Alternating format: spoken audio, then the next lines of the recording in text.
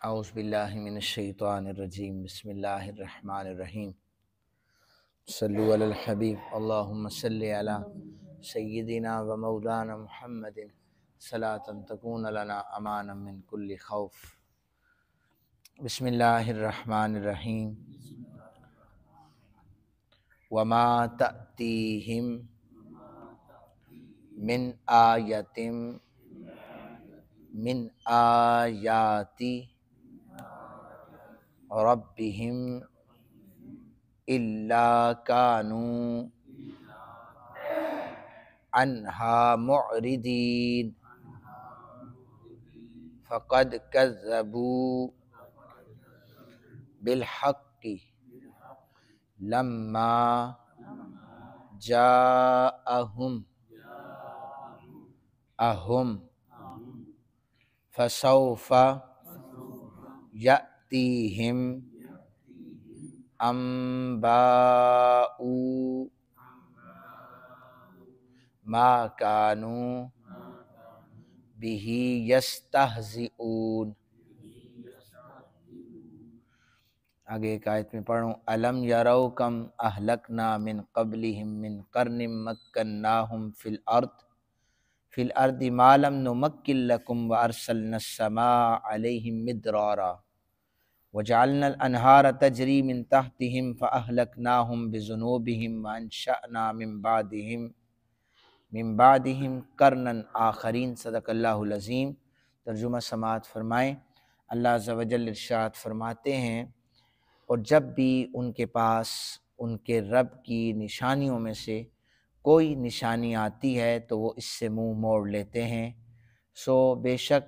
جب ان کے پاس حق آ گیا تو انہوں نے اس کو جھٹلا دیا، سو ان قریب ان کے پاس اس چیز کی خبریں آئیں گی جن کا وہ مذاق اڑاتے تھے۔ کیا انہوں نے نہیں دیکھا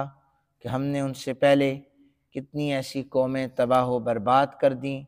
جن کو ہم نے زمین میں ایسا اقتدار دیا تھا جیسا تمہیں نہیں دیا،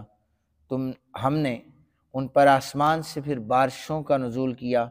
ہم نے ان کے کھیتوں اور باغوں کے نیچے دریا بہائے، پھر ہم نے ان کے گناہوں کی پاداش میں ان کو تباہ و برباد کر دیا، اور ان کے بعد ہم نے ایک دوسری قوم پیدا کر دی۔ یہ ان آیات کا ترجمہ ہے۔ اس سے پہلی والی آیات میں جو ذکر کیا گیا ان کا تعلق توحید کے ساتھ تھا، ان آیتوں کا تعلق رسالت کے ساتھ ہے۔ جب بھی نبی اکرم صلی اللہ علیہ وآلہ وسلم نے اپنی رسالت کے صدق پر کوئی نشانی پیش کی،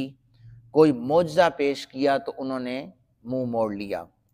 سب سے بڑی نشانی یہ تھی کہ آقا کریم صلی اللہ علیہ وآلہ وسلم نے قرآن پاک پیش کر دیا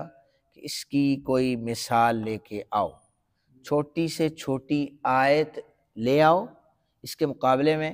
لیکن وہ اس کی نظیر لانے سے قاصر رہے۔ پھر آپ نے چاند کو دو ٹکڑے کر کے بتایا کہ یہ نبوت کے لیول کا معجزہ ہے، یعنی انہوں نے آ کر کنکریوں کا سوال بھی کیا کہ آپ یہ بتائیں ہمارے ہاتھ میں کیا ہے، تو محدثین نے لکھا ہے نبی سے اس لیول کا سوال بنتا تھا، انہوں نے انتہائی عام سے سوال اپنے ذہنوں کے مطابق کیا۔ نبی اکرم صلی اللہ علیہ وسلم نے اسی سوال کو پلٹ کر پھر سوال کر دیا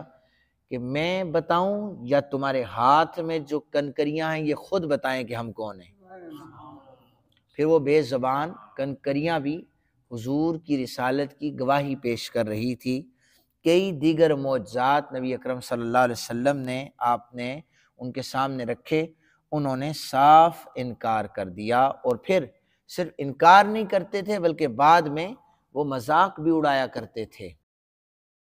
آیا کہ انہوں نے نہیں دیکھا کہ اللہ نے کتنی ایسی قومیں تباہ و برباد کر دی جنہیں زمین میں اللہ نے اقتدار دیا تھا۔ آپ دیکھ لیں حضرت خلیل اللہ کے زمانے میں نمرود کا اقتدار تھا، اسی طرح شداد، اسی طرح فرعون، یہ اتنے بڑے بڑے یہ جابر قسم کے حکمران گزرے ہیں جنہوں نے اپنی جنتیں بنائی ہوئی تھی، اور اسی طرح عذاب دینے کے لیے جہنم بنائی ہوئی تھی،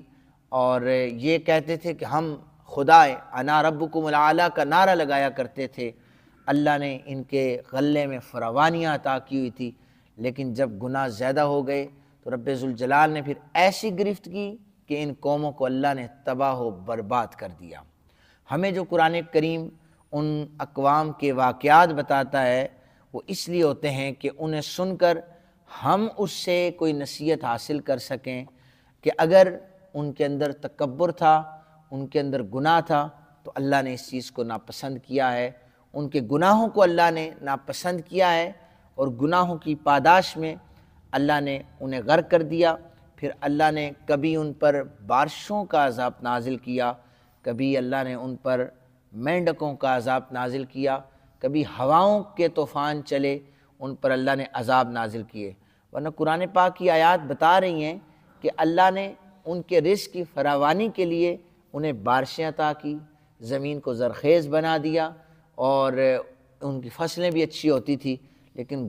گناہوں کی پاداش میں اللہ تعالیٰ نے انہیں غرق فرما دیا، اور اس کے بعد اللہ ایسی قوم لے کے آیا دوبارہ۔ یعنی وہ رب قادر ہے ہر چیز پر۔ ہم سب جتنے بھی قرآن کریم پڑھ رہے ہیں، ہمیں چاہیے کہ ہم قرآن پاک سے استفادہ ہی کریں،